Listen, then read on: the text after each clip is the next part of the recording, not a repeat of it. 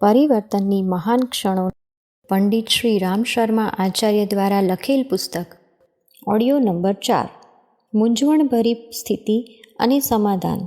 જો કે સુવિધાઓ સુંદર લાગે છે અને સમયે સમયે તેની જરૂર પણ છે, પરંતુ એ તથ્યને ભૂલી શકાય તેમ નથી કે પરસ્પર શ્રદ્ધા, સદ્ભાવના, સહકારિતા, નીતિનિષ્ઠા સ્વીકાર્યા વગર એકબીજામાં સદ્ભાવ અને સ્નેહ સંવેદના પેદા નહીં થઈ શકે, અને એ સિવાય એવું આચરણ પેદા થવાની કોઈ શક્યતા જ નથી કે જેમાં મનુષ્ય પોતાનું નહીં પણ બીજાનું હિત વિચારે છે. અનીતિના આધારે મળનારી તમામ સુવિધાઓને ન્યાયનો આશરો લેનાર સ્વીકારવા માટે ઘસીને ના પાડી દે છે. સર્વત્ર સુખ શાંતિ માટે આનાથી ઓછામાં કામ ચાલી શકતું નથી કે આથી વધારેની કોઈ પણ જરૂર પણ નથી. આ સંસાર, વિશ્વ બ્રહ્માંડ જડ અને ચેતનના મિશ્રણથી બનેલ છે. એમાં પ્રકૃતિ અને પ્રાણનો તાલમેલ બેઠેલો જણાય છે. જે સિદ્ધિઓ, ચેતનાઓ સુધાર કરવાથી પ્રાપ્ત થતી નથી, તે સર્વને ઋષિયુગમાં, સતયુગમાં ઘણા લાંબા સમય સુધી પારખવામાં આવતી અને તેની જાણકારી પ્રાપ્ત કરવામાં આવેલી હતી. એ જ વર્ચસ્વથી આ દેશનો ગૌરવવંતો ઇતિહાસ ઐતિહાસિક બન્યો અને પ્રખ્યાત રહ્યો છે. હવે 20મી સદીમાં મુખ્યત્વે ભૌતિકતાની સત્તાને જ મહત્ત્વ મળ્યું છે. આ સમય દરમિયાન 2 વિશ્વયુદ્ધ અને 100થી વધારે એવા ક્ષેત્રીય યુદ્ધો થઈ ચૂક્યા છે. આ બધું ભૌતિકવાદ લાલચથી ભરેલો છે કે જેને કારણે અપાર ધન અને જનની હાનિ થઈ છે. વળી ચિંતન, ચરિત્ર અને વ્યવહાર પણ લથડી ગયેલ છે. પ્રગતિ યુગના આગળના પગલાં કેટલા ભયંકર બની શકે છે, એની કલ્પના માત્રથી હૃદય ધ્રુજી ઉઠે છે. નવેસરથી મજબૂરીપૂર્વક વિચારવાનું જરૂરી બની ગયું છે કે ભૌતિક માન્યતાઓને આધારે શું સંસારને આ જ ગતિથી ચલાવવો છે કે પછી ભૂતકાળમાં અપનાવેલ એ સિદ્ધાંતોને ફરીથી સ્વીકારવા છે કે જેને આધારે મનુષ્યમાં દેવત્વ અને ધરતી પર સ્વર્ગ જેવું વાતાવરણ બની રહે. આ મૂંઝવણમાં સામે નવી મુશ્કેલી એ ઊભી છે કે પ્રાચીન સાક્ષીને ધ્યાનમાં રાખીને જો જીવનચર્યા અને લોકવ્યવહારને અધ્યાત્મ તત્વજ્ઞાનના સ્તરે રચવાની વાત વિચારવામાં આવે તો અહીં પણ એક મોટી મુશ્કેલી ઊભી થાય છે. જાણીતા આધ્યાત્મ સિદ્ધાંતો અને રિવાજોમાં પણ વિકૃતિઓની એટલી બધી વધારે અનિચ્છનીયતા પેસી ગઈ છે કે કસોટી ઉપર કસતા જ સર્વે ખોટા રૂપિયાની જેમ અપ્રામાણિક સિદ્ધ થઈ જાય છે. લાખો સંત, સાધુ, ભજનીકો, કર્મકાંડો અને પૂજારીઓ જે સ્થિતિમાં રહે છે એમના સ્તરને અંદર બહાર જણાઈ જ આવે છે કે એ ક્ષેત્રોમાંય મુશ્કેલીઓ સિવાય કશું બચ્યું નથી. એક સમયે અલ્પસંખ્યાવાળા સંતો માત્ર ભારતને જ નહીં પરંતુ સમસ્ત વિશ્વને દરેક દ્રષ્ટિએ પ્રગતિશીલ અને સુસંસ્કારી બનાવી રાખવામાં સમર્થ બન્યા હતા. પરંતુ હવે તો એમની એ સંખ્યા હજારો લાખો ગણી વધારે થઈ ગઈ છે. છતાંય વિશ્વ કલ્યાણની ભારત ભૂમિનું ગૌરવ જાળવી રાખવાની વાત તો દૂર રહી, પણ પોતાના વ્યક્તિત્વને જ એટલું હલકું બનાવી દીધું છે કે તેને પરિણામે સહેજ પણ વિશ્વાસ બેસતો નથી કે એ પ્રયોજનમાં પણ કોઈ શ્રેષ્ઠતા અને વિશિષ્ટતા બાકી રહી ગઈ છે. થોડા સમય પહેલાં ગાંધી અને બુદ્ધ જેવી કેટલીક પ્રતિભાઓ પેદા થઈ હતી કે જેઓ પોતાના વ્યક્તિત્વ અને કાર્યથી વિશ્વભરમાં આસ્થા, ઉત્સાહ અને ઉલ્લાસની એક નવી લહેર ઉત્પન્ન કરી શકવામાં સમર્થ બનેલ હતા. પરંતુ હવે તો તેમની ગણતરી આશ્ચર્યજનક ગતિથી વધવા છતાંય વાતાવરણને બદલાવાનું તો દૂર, પોતે પોતાને જ પ્રમાણિક અને પ્રતિભાવાન બનાવી શકવાનું રહસ્ય શું છે એ શોધવાની વાત સામે આવતા જ ભૂતકાળની સાક્ષી અને વર્તમાનની દૂરદર્શિતાવાળી વિવેચના બતાવે છે કે જનકલ્યાણ અધ્યાત્મ પર જ અવલંબિત રહી શકે છે. ખોટ એટલી છે કે આધ્યાત્મિક તત્વજ્ઞાન અને પ્રયોગ પરીક્ષણમાં ક્યાંક એવું અયોગ્ય પ્રવેશી ગયું છે કે જેને કારણે જાણે સૂર્યોદય હોવા છતાંય પૂર્વગ્રહણને કારણે દિવસે જ અંધારું છવાઈ જાય છે. અયોગ્ય પ્રયોગથી તો વિશિષ્ટતા પણ કનિષ્ઠતામાં પલટાઈ જાય છે. જેવી રીતે આદર્શોના અનુશાસનનો અસ્વીકાર કરવાથી ભૌતિક વિજ્ઞાનની ઉપયોગિતા અને યથાર્થતા વિનાશકારી પરિણામો ઉત્પન્ન કરે છે. કદાચ આધ્યાત્મે પણ એવી જ અવળવાણી સ્વીકારી છે અને અસલીની જગ્યાએ નકલીના બેસવાથી એની પ્રમાણિકતા અને ઉપયોગિતા સંકટમાં પડી ગઈ છે. લેખકનો જાત અનુભવ સત્ય અને તથ્યને કેવી રીતે જાણી કે ઓળખી શકાય, એને માટે ભૌતિક ક્ષેત્રને આદર્શો સાથે જોડવાથી શું પરિણામ આવશે, એની તપાસનું કામ બીજાને સોંપી આ પંક્તિઓના લેખકે પોતાની રુચિ, જાણકારી અને સમજ મુજબ એને જ વધુ યોગ્ય ગણ્યું કે તેઓ પોતાનું અલ્પ જીવન અને થોડા સમય સાધનોનો ઉપયોગ આ વિશેષ પ્રયોજન માટે કરે કે જો શરીર કરતાં પ્રાણ શ્રેષ્ઠ છે, તો પછી ભૌતિક સંપત્તિની સરખામણીમાં પ્રાણ ચેતનાને શ્રેષ્ઠતાનું ગૌરવ પ્રાપ્ત કેમ ના થાય? ભવિષ્યમાં સતયુગના પુનરાગમન માટે નવેસરથી નવા પ્રયત્નો કેમ ન થાય? શોધખોળ માટે પ્રયોગશાળા, સાધનો અને વસ્તુઓ જોઈએ, પણ આ બધું પોતાના શરીરમાં જ મેળવી લઈને જોવું જોઈએ અને તપાસવું જોઈએ કે અણિશુદ્ધ સંસાર માટે ઉપયોગી થઈ શકે છે કે કેમ. પોતાની ઈચ્છિત શોધખોળ માટે ભૌતિક વિજ્ઞાનીઓ પૈકી અનેકે પોતાનું સંપૂર્ણ જીવન લગભગ હોમી દીધું અને લક્ષ્ય સુધી પહોંચવામાં જરાય ઉતાવળા ન થયા.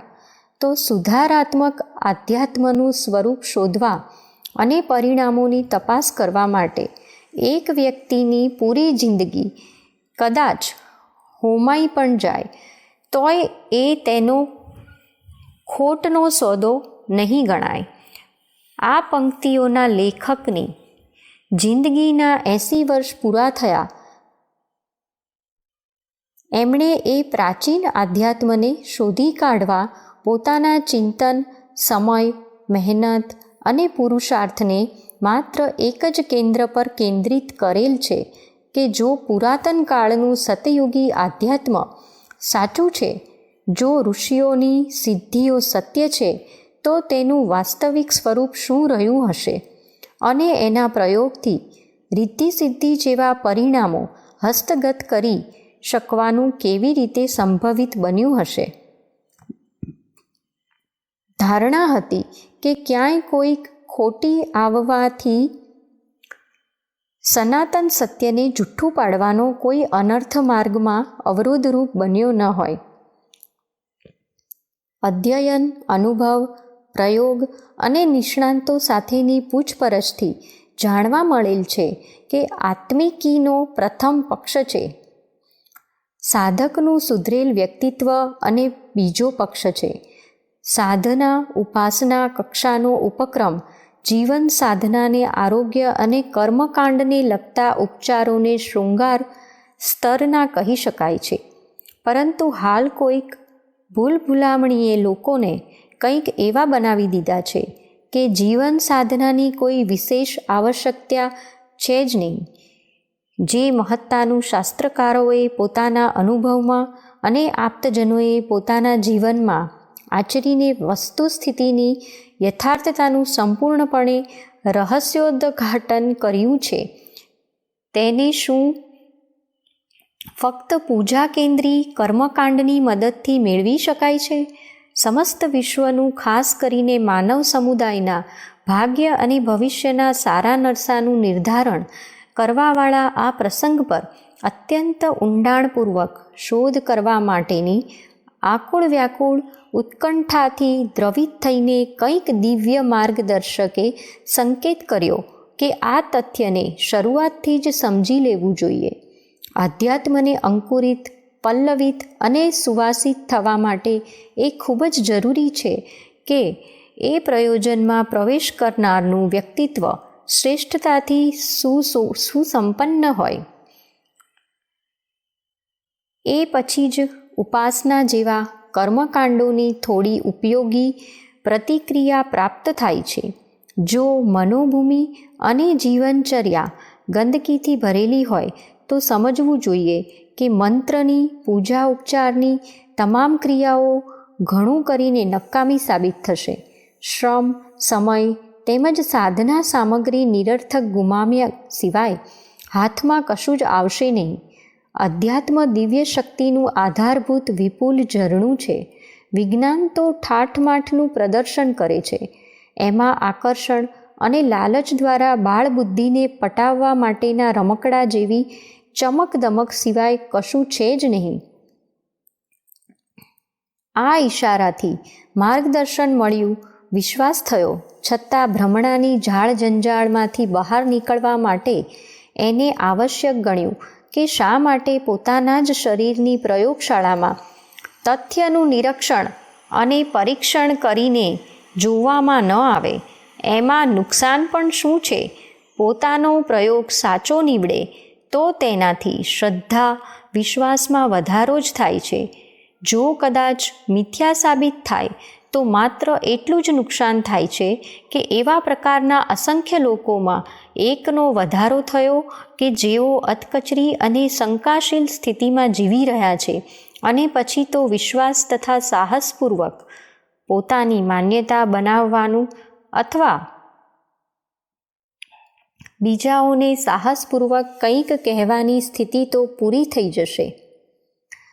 મંત્ર વિજ્ઞાનની બાબતમાં જે કંઈ વાંચ્યું, સાંભળ્યું અને કર્યું એ આધારે શરૂઆતના દિવસોમાં જ એટલો વિશ્વાસ જામી ગયો હતો કે આદ્યશક્તિના નામથી ઓળખાતી ગાયત્રીની શ્રેષ્ઠતા અને વરિષ્ઠતા શંકાવિહીન છે. સંચિત સંસ્કાર અને સંબંધિત વાતાવરણ પણ એને પોષતું રહ્યું. ઉપાસના ક્રમ સરળ અને ઉત્સાહવર્ધક પણ રહ્યો. જે ગાડી ચાલે તે એના પાટા ઉપર આગળ ને આગળ ધપતી રહી. ત્યારથી માંડીને આજ સુધી એણે આરામ લીધો નથી કે કોઈ અવરોધ આડે આવ્યો નથી. 80 વર્ષની ઉંમર થવા છતાંય એ માન્યતા, ભાવના, શ્રદ્ધા આગળ ને આગળ જ વધતી રહી છે. માનવીય ગૌરવને અનુરૂપ જીવન કેવી રીતે જીવી શકાય છે, તેની સાથે જોડાયેલ મર્યાદાઓનો સંપૂર્ણ નિર્વાહ કેવી રીતે થઈ શકે છે અને ત્યજવાલાયક બાબતોથી કેવી રીતે બચી શકાય છે, આ સમજ અંતરના ઊંડાણમાંથી હંમેશા ઉઠતી રહી અને તેનું પાલન સ્વભાવનું અંગ બની જવાને કારણે વગર મુશ્કેલીએ થતું રહ્યું. ગુણ, કર્મ, સ્વભાવ, ચિંતન, ચરિત્ર અને વ્યવહારમાં જે તથ્યો ઊંડા ઉતરીને પાકા બની જાય છે તે નાના મોટા આઘાતોથી ડગતા નથી. જોવામાં આવ્યું છે કે ગાઢ સંકલ્પ સાથે જોડાયેલી વ્રતશીલતા અનાયાસે જ નભતી રહી છે અને સાચે જ કોઈ ડાઘડૂઘ વગર નભી પણ ગઈ છે.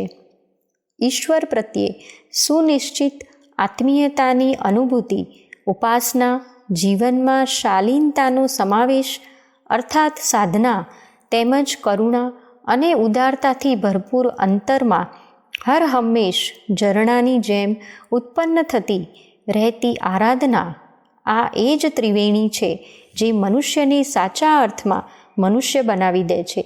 આ સંગમ સુધી પહોંચવાથી દુઃખ, દર્દ, દોષ, દુર્ગુણો વગેરે અંતરમાં પ્રવેશ કરવા શક્તિમાન રહેતા નથી. ત્રિપદા કહેવાતી ગાયત્રી પ્રજ્ઞા, મેઘા અને શ્રદ્ધા બનીને એ સ્તર સુધી આત્મસાત બની ગઈ છે. જાણે સાચે જ લાગવા માંડ્યું કે એવું મનુષ્ય જીવન મળેલ છે કે જેને દેવતાઓને દુર્લભ અને દેવત્વના અવતરણ જેવા શબ્દો વડે ઓળખવામાં આવે છે. સાધારણ સ્તરના નરવાનર ધાણીના બળદની જેમ પીસાતા રહીને જિંદગીના દિવસો પસાર કરી દે છે. પરંતુ જ્યારે અંદરથી ઉત્કૃષ્ટતાનો ઉલ્લાસ ઉભરાય છે તો અંતરમાં બીજ રૂપે રહેલ દેવી ક્ષમતાઓ જાગૃત અને સક્રિય બનીને પોતાની મહત્તાનો પરિચય આપવા માંડે છે, જેને આધ્યાત્મનો એવો ચમત્કાર કહી શકાય કે જે ભૌતિક શક્તિઓની સરખામણીમાં વધુ સમર્થ છે. ઉપાસનાના પ્રકરણમાં શ્રદ્ધા અને વિશ્વાસની શક્તિ જ મુખ્ય છે. એ એવા સ્તરની બંદૂક છે કે જેમાં કોઈ પણ ફેક્ટરીમાં બનેલી કારતૂસ ચલાવી શકાય છે. આ દૃષ્ટિથી માત્ર ગાયત્રી મંત્ર જ નહીં, સાધકની આસ્થાને અનુરૂપ અન્ય મંત્રો અને ઉપાસના વિધિ પણ પોતાની શક્તિનો એવો જ પરિચય આપી શકે છે.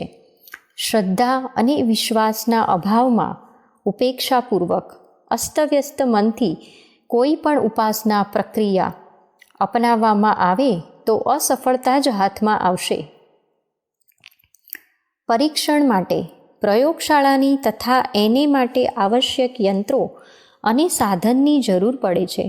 આ સંદર્ભમાં ઇચ્છનીય અને સારું તો એ છે કે માનવ શરીરમાં વિદ્યમાન ચેતના જ એ બધી આવશ્યકતાની પૂર્તિ કરી દે છે.